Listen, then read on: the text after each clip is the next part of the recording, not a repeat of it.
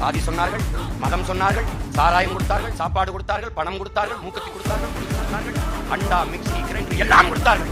எல்லாவற்றையும் விட்டு மான தமிழ் மக்கள் நம்மை தேடினார்கள்.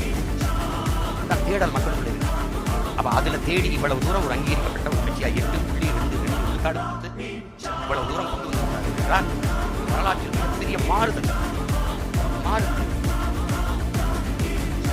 கவர்ச்சியா பயப்படவே பயப்படாது.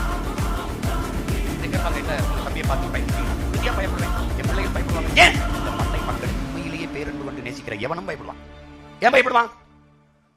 ஒரு பெரும் கனவு. இதுவரை இந்த நிலத்தில் இருக்க தீய அரசியலை மாற்றி ஒரு நல்ல அரசியலை கட்டமைத்து மக்களுக்கான அதிகாரத்தை நிறுவ வேண்டும் என்று தவிக்கிற எவனுமே பயப்படுவான். ஆனால் எந்த துணிவில் களத்துக்கு போறோம்? திரை கவர்ச்சி, மங்கு, இன எழுச்சி எப்போதும் பொங்கு. அதனால அதை போட்டு குழப்பிக்காத. அங்கே நிற்பவர்கள் நம்ம உடன் பிறந்தவர்கள், அவருக்கும் சேர்த்து நாம் களத்தில் நின்று போராடிட்டு இருக்கோம். வேளாண் குடிமகன் உழுவதும் விதைப்பதும் விளை வைப்பதும் அறுவடை செய்வதும் அவன் வீட்டின் பசியாறுவதற்கல்ல. அவனுக்கு 10 மூட்டை போதும். இப்ப என் தம்பி சின்ன விவசாயம் அறுத்து 50 மூட்டை வந்திருக்கு, சாப்பாட்டுக்கு வச்சாச்சு, மீதி எல்லாம் அம்மா எடுத்து போய் அன்னைக்கு அடுத்த நாளே எடுத்துருவான். அந்த யாருக்கு? உலகத்தாரின் பசிக்கு, நாட்டு மக்களின் பசிக்கு. அப்ப அது மாதிரி தான் வேலை செய்யணும். தலைவர் நமக்கு என்ன கற்பிக்கிறார்?